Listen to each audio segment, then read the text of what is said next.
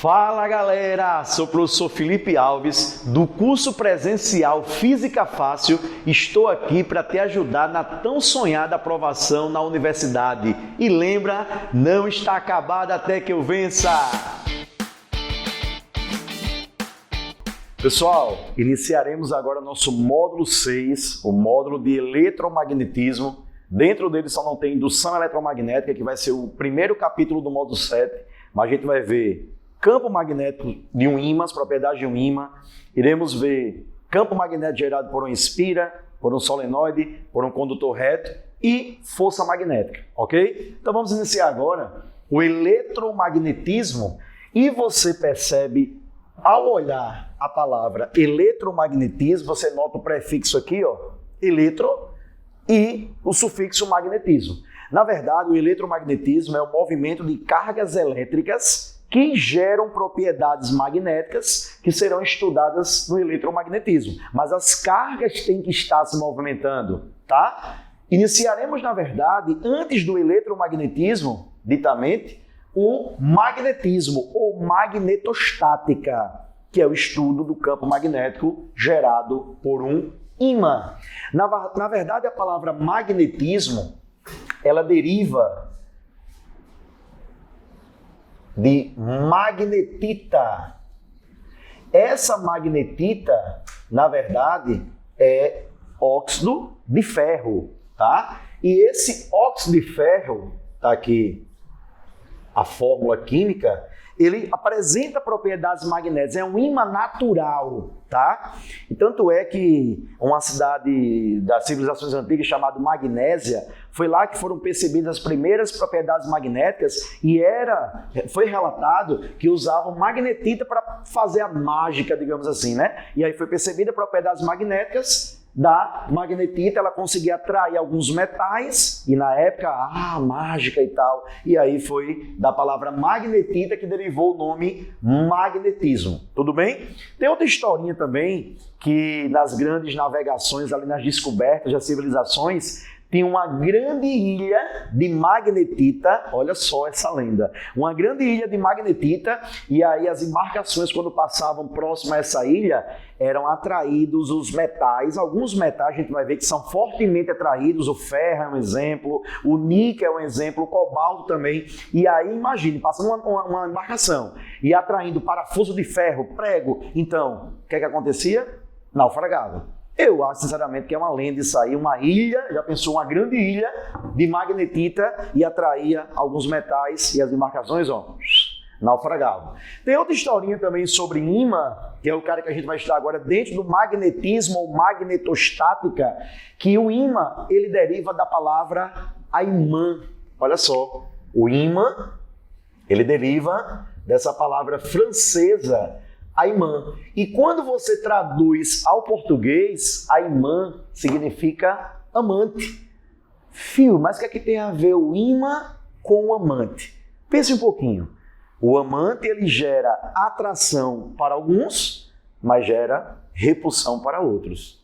Entendeu aí? Ou seja, quando você coloca um ímã perto do outro, eles podem se atrair, a gente vai ver isso daqui a pouquinho, mas também eles podem se repelir. Então tem a ver mesmo, né? Ímã derivando dessa palavra francesa, aimã, que significa amante. Então tem essa historinha sobre o eletromagnetismo e esse sub-ramo do eletromagnetismo que a gente inicia agora, que é o magnetismo ou a magnetostática, nosso ímã natural, que é a magnetita, que tem a propriedade de produzir nas suas proximidades o que a gente chama de campo magnético. E a coloração dele é preta, tá? A gente fala que é um ímã em forma de barra, é essa magnetita, e a gente vai aprender algumas coisinhas agora sobre ímãs, as propriedades que o ímã tem. Primeira propriedade que tem que estar ligadinho é o campo magnético. Olha só, o ímã em forma de barra, como a gente bem desenhou aqui, apresenta propriedades magnéticas mais intensas nas extremidades. Nessas duas extremidades, ele consegue produzir um campo magnético mais intenso. Nessa região central aqui, esse campo magnético já vai enfraquecendo. E aí veio aquela ideia, né? Como é que você iria chamar os extremos de um ímã? Você sabe que uma das primeiras utilidades que o ímã teve durante a história aí foi localização geográfica, né? A Terra produz um grande campo magnético e o ímã, a agulha de uma bússola, ela quando é imantada, a gente vai ver todo esse processo aí, ela aponta sempre para um local específico do nosso planeta. E aí a ideia de você chamar os extremos do ímã de Polo Norte e Polo Sul. Mas você podia chamar, sei lá, João e Maria, CRB e CSA, apesar que não andam juntinhos ali, né? Ô professor, por que você botou vermelho e azul? Você queria falar CRB? Não, não é isso não. É porque há esse hábito, não é uma convenção, mas é algo habitual. Quando você pega uma prova impressa colorida do vestibular, você nota muito isso. Não é o caso do Enem, que a prova é preto e branco, né? Alguns vestibulares também. Mas você nota que a parte norte eles pintam com vermelho e a parte sul você pinta com azul. Tranquilo? Eu representei ali para você entender caso você vai fazer algum vestibular que a prova venha impressa com colorido. E aí o que acontece? Essa extremidade aqui eu representei o norte e essa extremidade eu representei o sul. Tem um experimento que a gente faz com o ímã. Você imagine que esse apagador, por exemplo, aqui, ó, é um ímã em forma de barra, é a famosa magnetita. Aí você coloca esse ímã em forma de barra embaixo de uma folha, um papel, um chamex, coloca embaixo e sobre essa folha você começa a depositar limalha de ferro. A folha está aqui em cima, o ímã embaixo, você começa a depositar limalha de ferro, que é ímã triturado, né? Aquele ímã é um pozinho de ferro, né? É a limalha. E aí você começa a derrubar a limalha de ferro em cima dessa folha e você bate e dá uns toquezinhos nessa folha e aquela limalha de ferro começa a se arrumar de uma seguinte maneira, que é a maneira que a gente vai desenhar. É um experimento que você consegue comprovar as linhas de campo magnético produzidas por um ímã. E como são essas linhas, Fio? Olha, é convencionado que essas linhas elas saem do norte e chegam ao sul.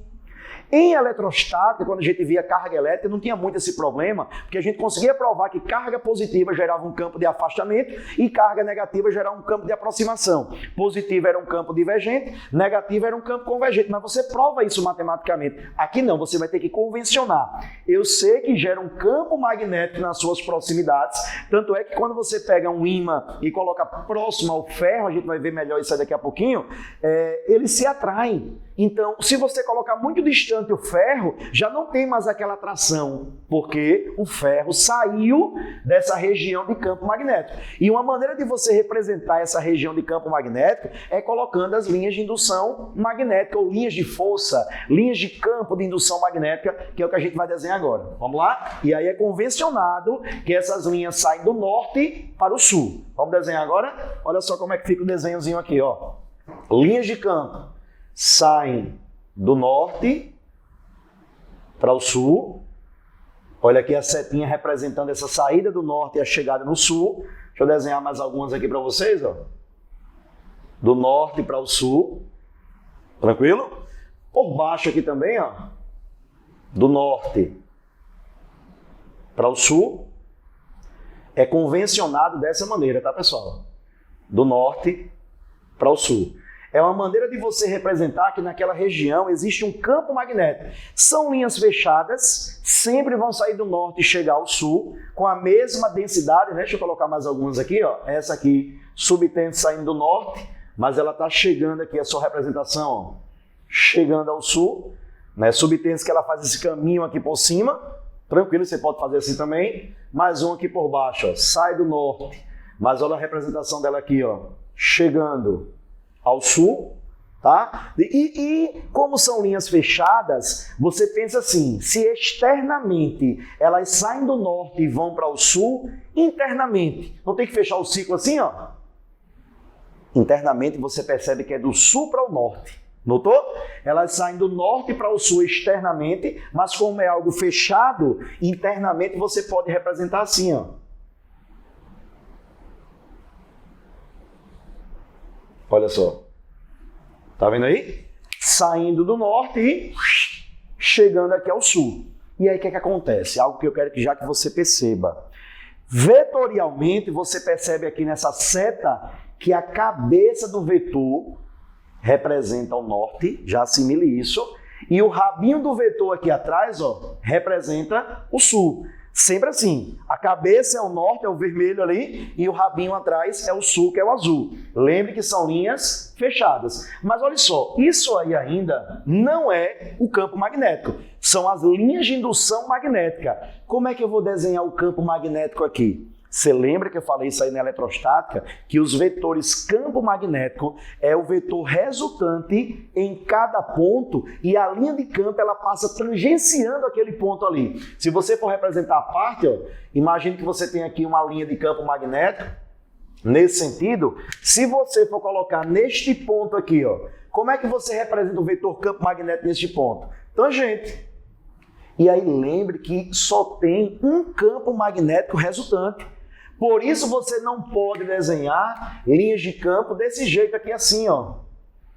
Se cruzando. Nunca você vai representar se cruzando, porque senão neste ponto aqui do cruzamento, você teria dois vetores campo magnético resultante. Você teria um vetor campo magnético resultante aqui tangente, ó. E teria outro vetor campo magnético resultante aqui tangente. E aí tem que achar o resultante dos dois. Isso não pode. Esse ponto aqui representado já é o campo magnético resultante naquele ponto. Então elas não podem se cruzar. Isso aqui não pode ocorrer em nenhuma hipótese. O cruzamento das linhas de campo nunca vai ocorrer, certinho? E são linhas sempre fechadas, porque a gente vai ver uma propriedade daqui a pouquinho, esses polos norte e sul, eles são inseparáveis. Não há como você isolar o polo norte do polo sul. Ô filho, mesmo quebrando aqui no meio, você... Não. Se você quebrar, a gente vai ver a inseparabilidade dos polos. Eles são inseparáveis. Então sempre serão linhas fechadas. Diferente da eletrostática. Porque na eletrostática você pode colocar uma carga positiva isolada e uma carga negativa isolada. Aqui não. Os polos sempre vão estar juntos. Nunca vai ter um monopolo. Sempre é um dipolo. Tudo bem? E aí, em cada ponto, eu irei representar aqui para vocês, ó, o vetor campo magnético resultante. Considere aqui um vetor campo magnético resultante neste ponto. Considere um outro vetor aqui, ó, campo magnético resultante neste ponto aqui. Note que eu tentei representar, deixa eu diminuir um pouquinho o tamanho desse. Eu tentei colocar aqui para vocês a representação, e aí note que esse vetor aqui de baixo, ele tem um tamanho, o módulo dele é maior do que esse vetor aqui em cima. Por quê, filho? Porque está mais próximo do ímã, pessoal.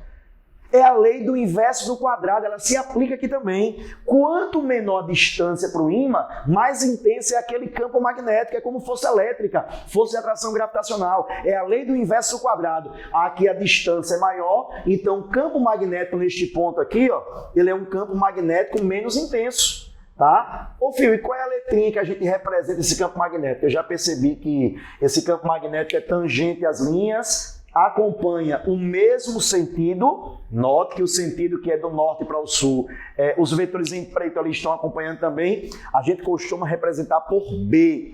B será o campo magnético. Eu vou até colocar aqui para vocês, ó, a representação do campo magnético será a letra B. E já note que é uma grandeza vetorial. Tem uma direção, tem um sentido e tem um módulo. Tá? Então aqui eu posso chamar, por exemplo, ó, B1 seria o campo magnético representado neste ponto aqui. Aqui eu posso representar, por exemplo, por B2, é o campo magnético nesse outro ponto. E, mais uma vez, eu ratifico para vocês, como esse aqui é mais próximo do ímã, em relação a esse ponto aqui que é mais distante, esse campo magnético será mais intenso que o outro. Tá? Vou até escrever aqui do ladinho, ó, o campo magnético 2, o seu módulo, né, a sua intensidade, é maior do que o campo magnético número 1, pelo fato de estar mais próximo. Então perceba que de acordo com a distância ali do ímã, esse campo magnético ele vai variando. Tudo bem? Então tá aí a representação. Linhas de campo são linhas que vão do norte para o sul na parte externa, mas internamente vai do sul para o norte, porque é uma linha fechada, lembre sempre disso, nunca vai ter polos separados, e aí você tem uma linha fechada. Essas linhas, elas nunca podem se cruzar, senão você teria, naquele ponto, dois campos magnéticos resultantes, já saiba dessa propriedade, e o vetor campo magnético, ele é tangente a essas linhas, tem o mesmo sentido, quanto mais próximo do ímã, maior a intensidade desse campo magnético. Lembre Cabecinha representa o norte e o rabinho aqui atrás representa o sul. Uma outra maneira de você provar isso aí, experimentalmente falando, você tem um grande ímã aí, né? Em forma de barra, é a famosa magnetita. Se você colocar ímãs menores nas proximidades desse campo magnético, sabe como é que esses ímãs se orientam? Deixa eu desenhar aqui para vocês. Eles respeitam um vetor. Se eu desenhar um outro vetor aqui, ó, campo magnético. Tá aqui, ó. Tangente e no mesmo sentido, né? Se eu for colocar um ímã em forma de barra aqui, ó, ele fica orientado desse jeitão aqui, ó. Olha só. E aí esse ímã em forma de barra eu posso pintá-lo da seguinte maneira. Essa extremidade aqui, ó, eu posso pintar na cor vermelha. Você já deve estar vendo aí. Nosso cameraman vai dar um zoom na edição para vocês perceberem aí. Vermelhinho aí, ó. E aqui atrás eu posso pintar na cor azul. Por isso que eu falei para vocês dessa relação das cores, porque aqui você nota os ímãs, tá vendo? Eles ficariam orientados assim. Lembre que essa cabecinha aqui, que é o polo norte, eu pintei de vermelho, e o rabinho aqui atrás eu pintei de azul. Fih, faz um outro aqui que eu gostei. Deixa eu fazer um outro aqui, ó. Se eu pegar esse ponto, eu vou desenhar um vetor campo magnético aqui nesse ponto, ó, que é tangente, e eu posso desenhar um ímãzinho aqui em forma de barra, uma barra triangular aqui, e aí eu pinto assim, ó. Essa extremidade aqui eu pinto em vermelho, que representa exatamente a polaridade norte, né? E essa extremidade aqui, ó, eu posso pintar na cor azul. E isso representando a orientação do vetor campo magnético, né? Onde você sabe que essa cabecinha aqui é norte e o rabinho aqui atrás é sul. Deixa eu só colocar aqui, ó, só para você perceber. Esse aqui é o norte, esse aqui atrás é o sul, bem assim aqui, ó. Aqui representa o norte e aqui representa o sul. Então, o fio quer dizer que se você espalhasse aí um monte de ímã pequenininho nas proximidades desse ímã grandão, eles ficariam todos orientados dessa maneira, todos orientados dessa maneira. Deixa eu colocar só mais um outro aqui. Achei bonitinho esse desenho também, ó. Um vetor campo magnético aqui, ó, tangente à linha, né? Aí você orienta aqui, ó, representa um ímã em forma de barra, certo? Essa extremidade aqui representa o norte, que é justamente a cabecinha do vetor, tá vendo? Norte aqui em cima e o sul aqui atrás. Então é isso. É uma forma também de você provar que nesta região existe um campo magnético e ele se orienta dessa maneira, saindo do norte e indo para o sul. Perceba que esse campo magnético é variável, né? Se você diminuir a distância, como eu já te falei, coloquei aqui, ó, você aumenta a intensidade do campo magnético. Nota essa relaçãozinha aqui, ó, que o B2, por estar mais próximo do ímã, em módulo, ele é maior que o V1, mas a sua direção é sempre tangente às linhas e no sentido delas. Tranquilo? Eu representei aqui para vocês também o campo magnético uniforme. Se você quiser abreviar, pode chamar de CMU, campo magnético uniforme. E uma característica de um campo uniforme, você bem sabe, que as linhas são paralelas e igualmente espaçadas, ao contrário dessas. Você percebe aqui que essas linhas são arredondadas, né? E aí o campo magnético é variável, certinho? Aqui não. Como eu quero representar um campo magnético naquela região, nessa região aqui, aquele ímã em forma de ferradura, né? Bem famoso aí, você já deve ter percebido esse ímã em alguns desenhos animados, até o Pica-Pau gostava muito de usar isso aí, esse ímã em forma de ferradura. E aí, entre essa região, nesse U aqui, ó, nessa região interna, você tem um campo magnético aproximadamente constante ali. E como é que eu represento essas linhas? Observa aqui. Lembra que as linhas sempre sairão do norte para o sul. E aí, como é um campo magnético uniforme, essas linhas elas são igualmente espaçadas e são paralelas. Note, ó, que elas são paralelas entre si e tem um espaçamento aí igual. Então, nessa região central, esse campo magnético aí é aproximadamente uniforme. Se eu for representar os vetores de indução magnética, os vetores de campo magnético, eu posso pegar um ponto aqui, como é tangente, vai ser na mesma direção, né? Esse ponto aqui eu represento o campo magnético. Como eu sei que ele é constante, se eu colocar no outro ponto aqui, ó, por exemplo, eu vou desenhar a letra B também. Não vou fazer diferença como eu fiz no outro B1 e B2, porque esse campo magnético em qualquer ponto dessa região, ele irá se manter constante. Tudo bem? Pronto, então está representado aí um campo magnético uniforme nesse ímã em forma de ferradura. Eu posso também pegar dois ímãs em forma de barra, colocá-los próximos um ao outro, com o norte e o sul próximos, e aí eu consigo perceber que nessa região central aqui, ó, não nas bordas, você vai ter que desprezar o efeito de bordas aí, mas nessa região central, você cria um campo magnético praticamente uniforme. Os ímãs conseguem fazer isso. E aí as linhas de indução eu também faço do mesmo jeitinho, saindo do norte, indo para o sul, são linhas igualmente espaçadas e paralelas, indo do norte para o sul. Tranquilo? Qualquer ponto que eu pegue nessa região, se eu for desenhar o vetor de indução magnética ou o vetor campo magnético, esse campo magnético aqui será sempre constante. Vou colocar aqui a letra B e aqui a letra B também para representar, mostrando que eles são iguais. São duas maneiras de você obter um campo magnético uniforme aí. É um ímã em forma de ferradura, nessa região central aqui, igualmente espaçadas paralelas, né, na mesma direção e sentido, né, tangenciando essas linhas, é o vetor campo magnético, e eles têm a mesma intensidade, têm o mesmo módulo. Pessoal, outras propriedades que o ímã tem. Está aqui a primeira propriedade na sequência, inseparabilidade dos polos. Como assim, filho?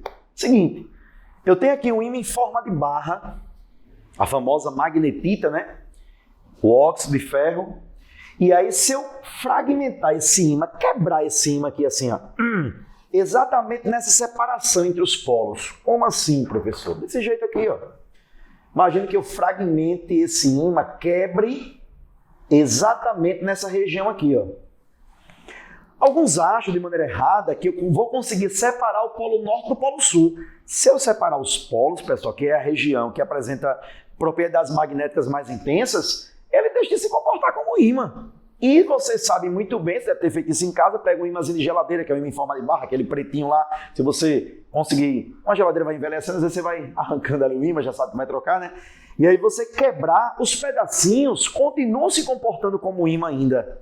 Ou seja, os polos são inseparáveis. Nunca vai ter um ímã de um polo só, monopolar. Ele sempre vai ser um dipolo. Sempre vai ter dois polos. Fio, quer dizer o quê? Quer dizer que esse polo que eu quebrei, que aparentemente ficaria separado como polo norte e polo sul, irá aparecer dois novos polos aqui.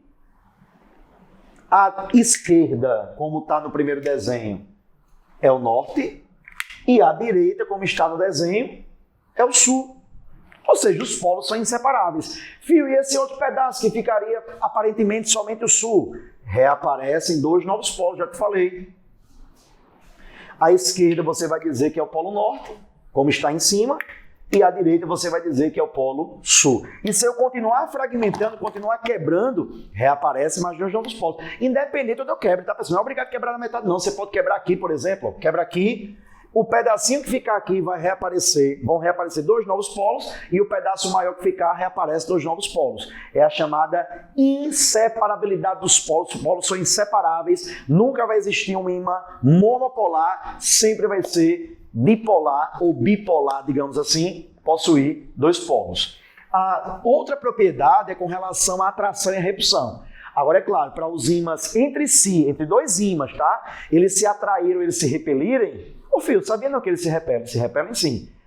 Vai depender de que extremidade você coloque próximo à outra extremidade. Lembra que as propriedades magnéticas do ímã se concentram nas extremidades do ímã, certinho? Então, por exemplo, se eu colocar próximo a um outro, esses dois ímãs, onde o polo norte está aqui, o polo sul está aqui, aqui é norte e aqui é sul.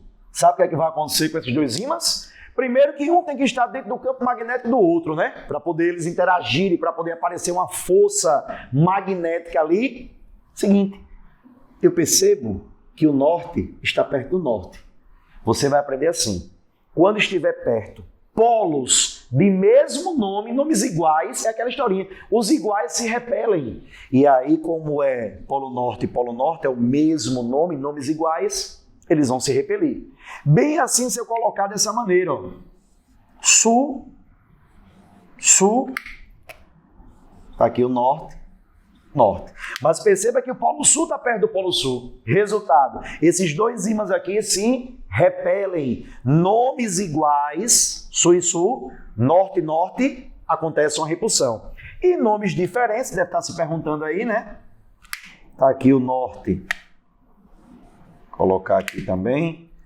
E aqui, ó, nomes diferentes, percebeu? Norte e sul podia ser o contrário, dá no mesmo, eles se atraem. Então, nomes iguais se repelem, próximos um ao outro, e nomes diferentes se atraem. Deixa eu só colocar as setinhas aqui, ó. Esses dois aqui, polo norte pertinho. Ocorre uma repulsão magnética, essa aqui seria a força magnética, né? Posso chamar assim, FM, força magnética, tudo bem? Repulsiva.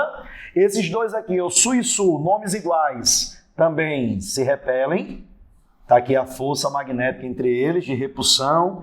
Lembre que esse par é um par ação e reação, tem o mesmo valor, mesma direção e sentidos contrários.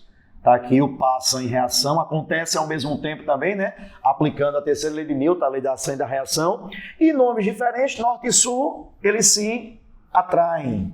Está aí o vetor força magnética de atração entre eles dois. Não esqueça dessa regrinha, digamos assim. Polos de nomes iguais se repelem, norte, norte, sul e sul, e polos de nomes diferentes se atraem. A gente vai ver agora uma propriedadezinha chamada de imantação. Primeiro vamos entender o que é imantar. Seguinte, alguns metais que são os ferromagnéticos ou os paramagnéticos, depois eu vou dizer a vocês porque os diamagnéticos não entram nessa classificação, daqui a pouco eu coloco, eles conseguem adquirir propriedades magnéticas como o ímã tem. Como assim, professor? Quer dizer que se esse camaradinho aqui, ó, se ele for ferro, se eu colocá-lo próximo ao ímã, eu vou explicar ali daqui a pouquinho, ele consegue ter provisoriamente as mesmas propriedades que o ímã tem. Quais? Essa que a gente acabou de explicar. Repulsiva, ou atrativa, ou de inseparabilidade, ele consegue ter essas propriedades magnéticas durante um tempo. Então, imantar, o que seria isso? Eu fazer com que alguns metais se tornem ímãs provisoriamente. Eles vão se tornar ímãs de maneira provisória, depois eles perdem com o tempo, eles vão perdendo aquelas propriedades magnéticas. São duas formas de imantar. Ou você coloca aquele metal próximo ao ímã, que é o primeiro processo que a gente vai ver. Próximo, como? Para que ele entre na região de campo magnético do ímã, ou você fricciona, que é o próximo que a gente vai ver depois desse tópico aqui. Primeiro vamos entender esse aqui que é mais simples. Você vai pegar esses metais aqui, ó, ferromagnéticos, ou paramagnéticos, ou diamagnéticos, e vai colocar próximo ao ímã e a gente vai explicar o que é que vai acontecer. Certinho? Seguinte. Ferro, cobalto, níquel, algumas ligas metálicas, o gadolínio, o disprósio também. Eu coloquei ali 3 exemplos de elementos químicos, de metais, que quando eles são colocados próximos ao ímã, nas extremidades do ímã, ali nas suas proximidades, eles são atraídos fortemente. E eu vou te explicar como é que ocorre isso aqui. Presta atenção. Suponha que aqui seja o ferro, e aqui também seja o ferro. Vou pegar um daqueles ali de cima, podia ser um dos 3. Eu vou pegar o mais famoso, digamos assim, né? Então eu tenho, ó, ferro aqui e tenho ferro aqui. Note que eu coloquei o ferro próximo tanto ao polo norte quanto ao polo sul. Nessas proximidades, você sabe que existe aqui nessa região, já vimos isso, um campo magnético. Pois é. E, pessoal, os átomos que constituem esse ferro, eles irão produzir campos magnéticos. Como, professor? Você sabe que tem elétrons ali, cada um no seu orbital específico, mas descrevendo órbitas elípticas ao redor do núcleo daquele átomo. E esses elétrons em movimento, eles conseguem produzir um campo magnético. É o chamado momento de dipolo magnético. Isso aí seria um estudo mais aprofundado, seria para nível superior. Mas entenda que os elétrons que constituem o átomo ali, eles conseguem produzir um campo magnético. E esses campos magnéticos, na presença de um ímã, eles conseguem se alinhar de uma maneira que eu vou representar aqui para vocês. Atenção agora. Eu coloco o ferro perto do polo sul ou, se eu preferir, o ferro perto do polo norte. Nesse momento, o vetor de indução magnética desses átomos, gerado pelos elétrons ali, irão se orientar da seguinte maneira. É o que nós chamamos de domínio magnético. Vão ter regiões aqui, deixa eu representar algumas setinhas aqui para vocês. Ó. Os vetores de indução magnética irão se alinhar desse jeito aqui assim. Deixa eu representar o -3 aqui para vocês.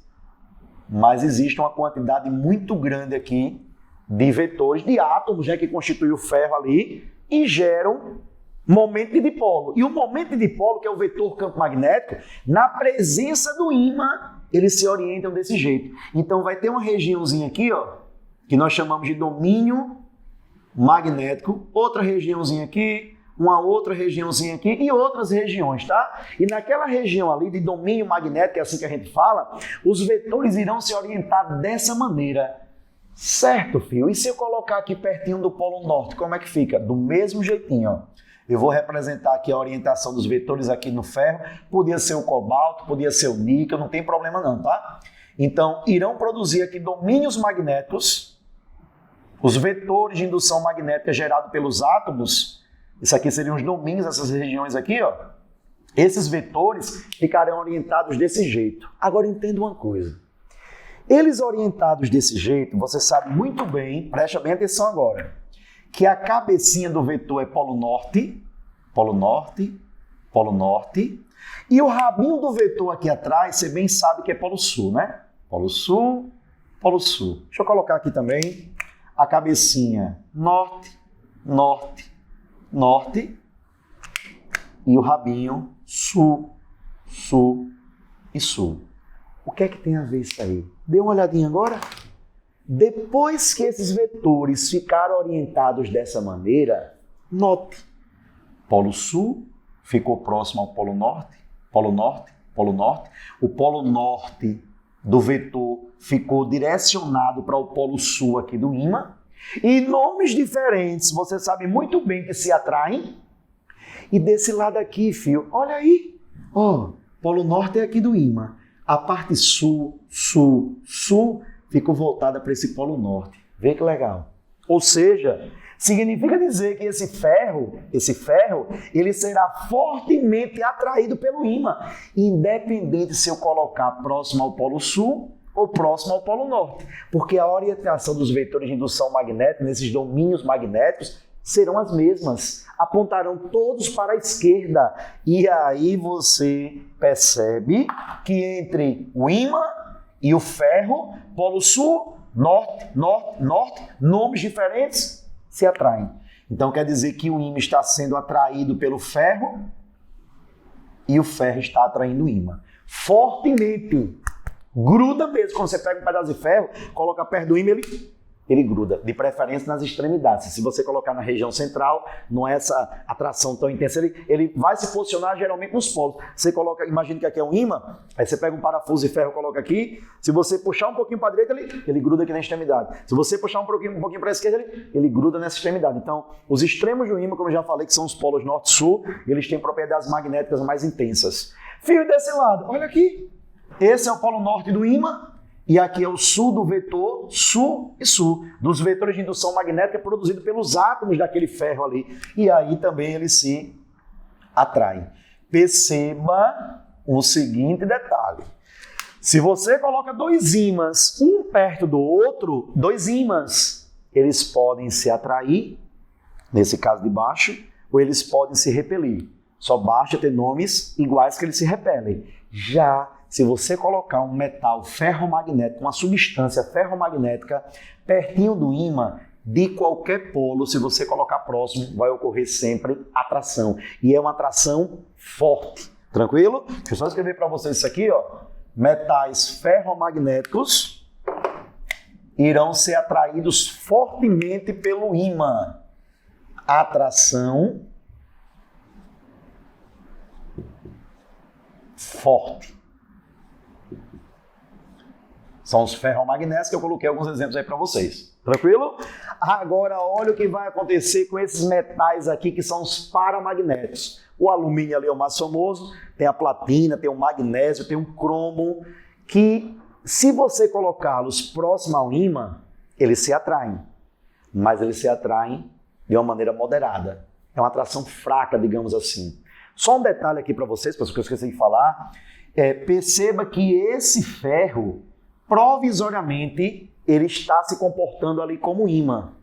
Algumas chaves de fenda, por exemplo, você consegue fazer esse esqueminha. Você sabe que algumas chaves de fenda já são ímãs, né? Elas já são imantadas, digamos assim. Você compra, quer um jogo de chave de fenda, né, de vários modelos ali, eu quero imantada. Aí quando você... Para que serve isso? Quando você pega aquela chave e vai parafusar alguma coisa ou tirar o parafuso, quando você coloca em contato com um parafuso de ferro, ele gruda ali na chave de fenda. Mas suponha que você tem aqui uma chave de fenda que já é imantada, já é um ímã, e uma chave de fenda aqui que é de ferro, por exemplo, não é imantada. Se você deixá-las próximas, guardar no mesmo local, próximas nem tocar, guardando no mesmo local, essa aqui que não estava imantada, só por ela estar próxima à outra, ela se torna imantada, os vetores ficam alinhados desse jeito e provisoriamente ela vai se comportar como um ímã. Significa dizer que mesmo sem você ter comprado ela imantada, quando você for retirar o parafuso vai grudar nela. Mas não é para sempre isso aí, tá? Depois de um tempo, isso aqui vai desarrumar mais uma vez. Só ficou dessa maneira porque estava na presença do ímã, tá? E aí fortemente será atraído se for um metal, uma substância ferromagnética. Já os paramagnéticos é uma atração moderada. O que é que vai acontecer, filho? Deixa eu desenhar para vocês. Peguei aqui alumínio. Vamos escolher o alumínio, que é o mais famosinho. Pronto. Isso aqui é um pedaço de alumínio. Isso aqui é um pedaço de alumínio. Coloquei pertinho ali do ímã, nas suas extremidades. Sabe o que é que vai acontecer com os átomos aqui que vão gerar vetores de indução magnética?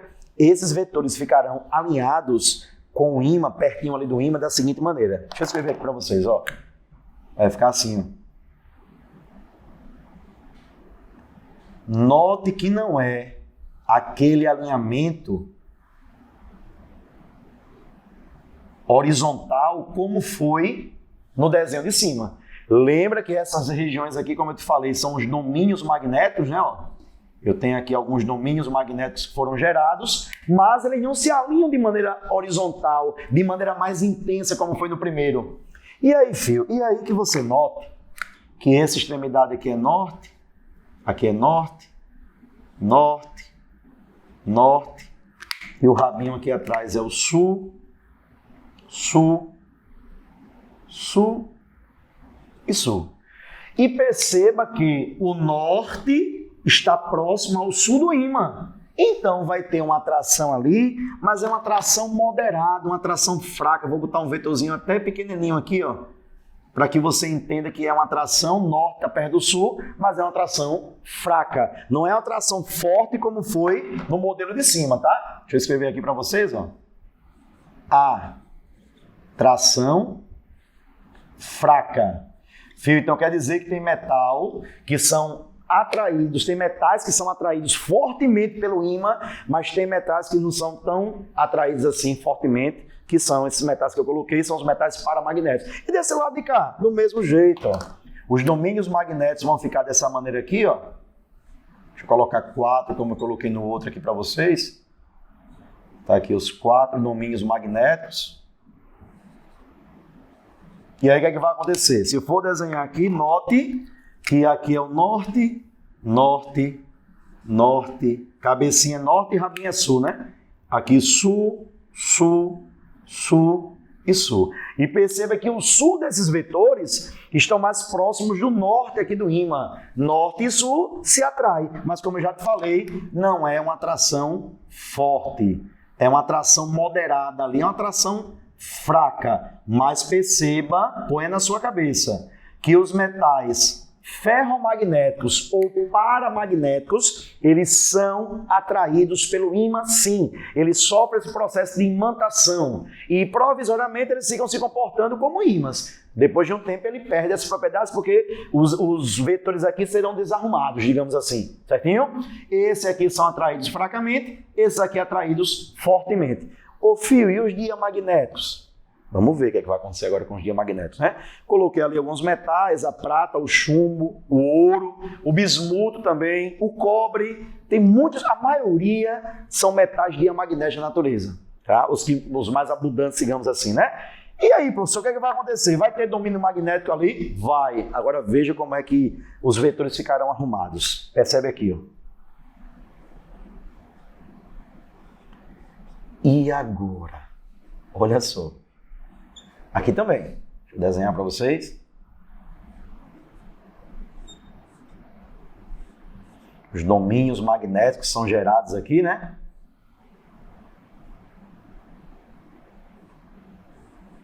Tá aqui os domínios. Prontinho. E aí, o que é que você nota? Repare, olhe como eles se arrumaram na presença do ímã. Aqui é norte, norte, norte, norte. Deixa eu colocar aqui o norte também na cabecinha.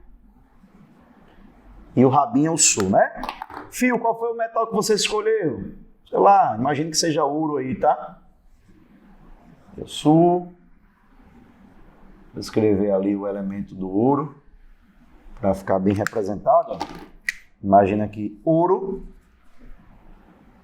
E ouro, que é um metal diamagnético. E aí, o que aconteceu, hein?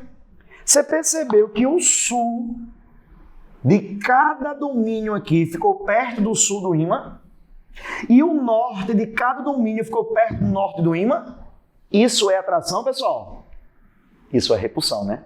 Mas é uma repulsão fraca, tá? Fio quer dizer que os metais diamagnéticos serão repelidos pelo ímã? Sim. Só que é uma repulsão fraquinha e você acaba nem notando que eles são repelidos. Você, na verdade, acaba achando que eles não são atraídos pelo ímã. É como esse aqui. Se você pegar um pedaço de alumínio bastante pesado, com bastante massa, e colocar pertinho do ímã da sua geladeira, ele escorrega, ele não vai grudar. Diferente de você colocar ferro, ele interage ali e gruda mesmo, que a força é forte, é uma força maior, tá? E aqui, só para você ficar entendendo, será uma repulsão entre eles. Ó. Repulsão aqui fraca, deixa eu colocar em outra cor aqui, entre o ímã e esse ouro, colocar em preto aqui para diferenciar, ó, será uma repulsão fraca. Observe para não confundir, viu? Esse pretinho com esse pretinho, esses dois aqui se repelem fracamente. E esse roxinho com esse roxinho aqui, esses dois aqui também se repelem. Fio do céu, que massa, bicho. Pois é. Olha só, para ratificar mais ainda. Ferromagnético ou paramagnético, eles se alinham de uma maneira mais intensa, é uma atração forte, ferro, cobalto, níquel, gadolínio, disprósio.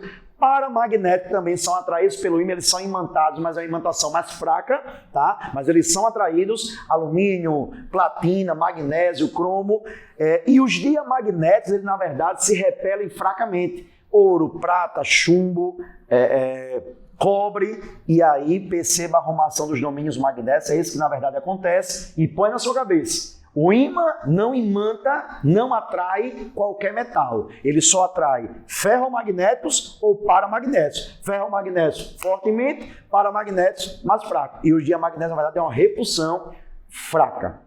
Pessoal, outra forma de você imantar, e fique claro, a imantação, que é um metal se comportar provisoriamente como ímã, só pode ocorrer com metais ferromagnéticos ou paramagnéticos. Os diamagnéticos eles não sofrem imantação. Lembra na teoria anterior que eles são repelidos fracamente pelo ímã, eles não se imantam. Eles não se comportam como ímã após aquela proximidade. Já os metais ferromagnéticos ou paramagnéticos colocou pertinho, deixou um tempinho ali perto, você não precisa nem encostar. Quando você perceber, tirar um perto do outro, aquele metal vai ter as mesmas propriedades magnéticas que o ímã tem, de maneira provisória. Claro, os ferromagnéticos vão durar mais e os paramagnéticos duram menos. E os diamagnéticos não são imantados. Outra forma de imantar é você friccionando.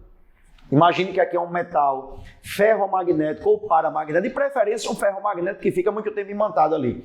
E aí você pega, imagine que minha mão aqui seja esse metal. Aí você pegou aqui o ímã em forma de barra e começou a friccionar aqui, ó, no mesmo sentido. Essa fricção que você está fazendo faz com que aqueles domínios magnéticos se alinhem. E aí, depois que eles ficarem alinhados, você parou a fricção, provisoriamente você vai ter esse metal aqui, ó, se comportando como ímã. Então aqui à direita nós iremos ter o Polo Norte e à esquerda nós iremos ter o Polo Sul. De maneira provisória, tá? Passou um tempinho, esse camaradinho aqui vai perder as suas propriedades magnéticas. Então, de maneira geral, podemos imantar de duas maneiras. Ou você aproxima do ímã, ou você fricciona sempre no mesmo sentido. E aí, provisoriamente, aquele metal ferromagnético ou paramagnético se comporta como ímã. Esse é o processo de imantação. Tranquilo? Um detalhezinho é que o ímã, ele pode perder suas propriedades magnéticas de maneira provisória. Por três maneiras. Ou você aquece o ímã, e é fácil entender, você sabe que temperatura mede agitação térmica. Quando você aquece o ímã a uma determinada temperatura, que é o chamado ponto Curie, em homenagem à física francesa Marie Curie, ou Curie, como você queira pronunciar. Por exemplo, o ferro, 770 graus Celsius, veja que não é um valor baixo, ele começa a perder as suas propriedades magnéticas. Depois, quando ele resfria, as propriedades magnéticas voltam. O cobalto, por exemplo, é 1.300 graus Celsius aproximadamente, que ele começa a perder as propriedades magnéticas. É o chamado ponto de corte ali, né? É o ponto Curie, ou ponto Curie, como você queira chamar. E aí, altas temperaturas, ele desarruma aqueles domínios magnéticos e vai perder as suas propriedades magnéticas. Tranquilo? Através de colisões mecânicas também, você pega um ímã e começa a colidir algo nele com bastante intensidade, vai desarrumar também aquela arrumação que tinha acontecido nos domínios magnéticos e ele vai perder provisoriamente aquelas suas propriedades magnéticas, ou através de um campo externo, né? Um solenoide, por exemplo, que a gente vai ver depois, ele gera um campo magnético muito intenso, um eletroímã, e esse campo magnético tem que ser contrário ao campo magnético do ímã. Justamente para você subtrair os vetores e aquele campo magnético ali acabar se perdendo, digamos assim, ser sobreposto pelo campo magnético intenso externo. Então, três maneiras. Ou você aquece com bastante intensidade, ou você provoca colisões mecânicas, ou você coloca um campo magnético externo que se opõe ao campo magnético do ímã. Tranquilo? E a gente finaliza aí as propriedades do ímã, e o que a gente vai ver agora, que é um grande ímã, digamos assim, né? É o campo magnético gerado pela Terra. E aí, uma das funções principais, por exemplo, desse campo magnético é desviar algumas radiações eletromagnéticas que vêm do Sol. Um dos fatores que os astrônomos acham que não existe vida em Marte, pelo menos até agora não foi descoberto, né? É que Marte não tem campo magnético, ou perdeu por algum motivo. E aí ele, sem campo magnético, ele fica desprotegido de radiações eletromagnéticas intensas do Sol. E nós estamos protegidos porque a Terra, ela produz um campo magnético. Além de produzir um campo gravitacional, ela também produz um campo magnético. Ô filho, como é que a Terra produz esse campo magnético? Tudo acontece, a mágica acontece no núcleo da Terra. Aquele movimento dos metais que existe ali no estado líquido, a temperatura é muito alta, né? Os metais ali se encontram no estado líquido, eles se fundiram e eles estão rotacionando ali no interior. E aquela rotação daqueles metais líquidos que estão ali, onde tem, por exemplo, muito ferro ali, é uma substância ferromagnética, faz com que a Terra gere um campo magnético muito intenso. Que uma das principais funções é nos proteger de radiações eletromagnéticas que vêm do Sol. Mas tem outra função muito importante que é de localização geográfica. Você sabe muito bem que se você pegar a agulha de uma bússola, aquela agulha está imantada, e você pega aquela agulha, ela se orienta de acordo com o campo magnético da Terra. Lembre que a agulha de uma bússola, ela aponta para o norte geográfico da Terra. Deixa eu colocar a setinha aqui para você, ó. Imagina aqui a agulha de uma bússola apontando para o norte geográfico do planeta. Se você quiser representar como um ímã, você pode fazer o seguinte aqui, ó.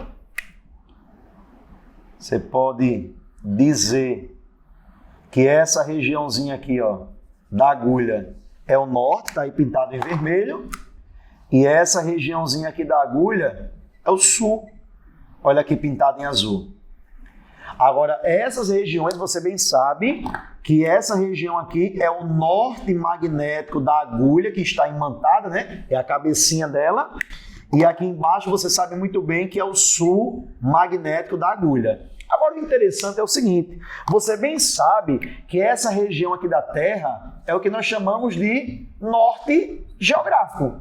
Como essa região aqui da Terra é o que nós chamamos de sul geográfico. Ô filho, mas aí não bate. Por que não bate? Porque para essa agulha, do que doer, você está com uma bússola aqui, imagine que aqui seja o norte. Aí você vira para lá, o norte da agulha, a setinha, a cabecinha que aponta o meu dedo aqui, aponta para lá. Se eu fizer isso aqui, a agulha faz isso, ó. Ela vai ficar apontando para o norte. Se eu fizer isso aqui, ela aponta sempre para o norte geográfico da Terra. Suponha que essa região aqui seja o norte geográfico. Tudo bem? E aí não bate porque norte magnético, para ele ser atraído, tem que ter um sul magnético do outro lado. Você sabe muito bem que polos de nomes diferentes se atraem.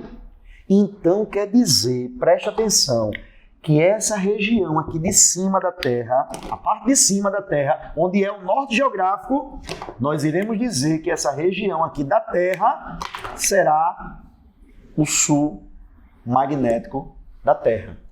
Bem assim embaixo, repare só, se aqui é o rabinho da agulha, que é o sul magnético, essa região aqui de baixo da Terra é o que nós chamaremos de norte magnético.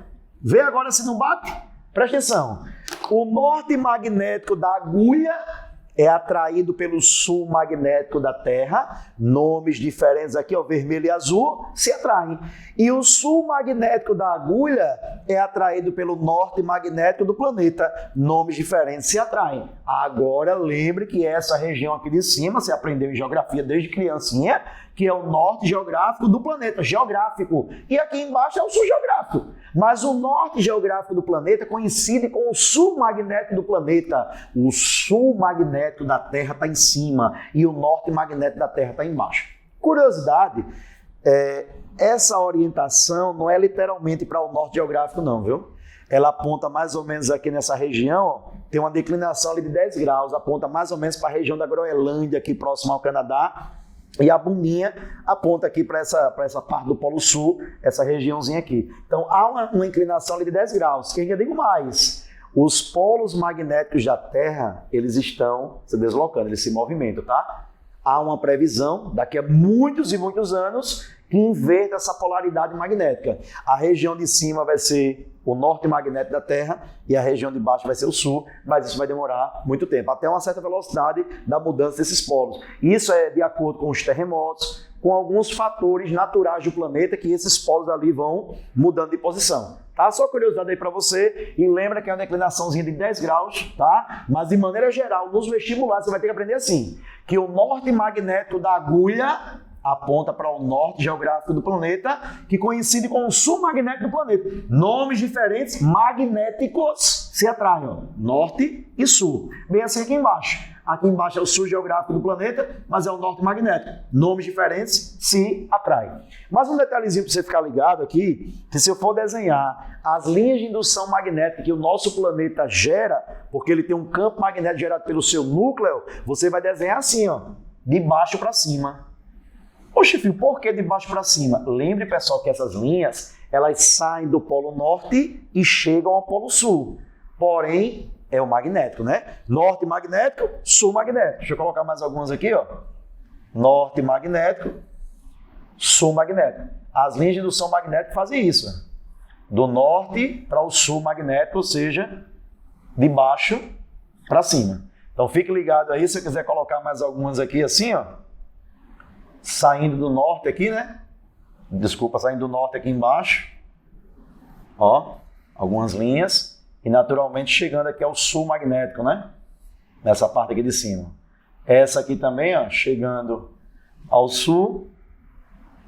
E aqui saindo do norte, né? Só melhorar a representação aqui.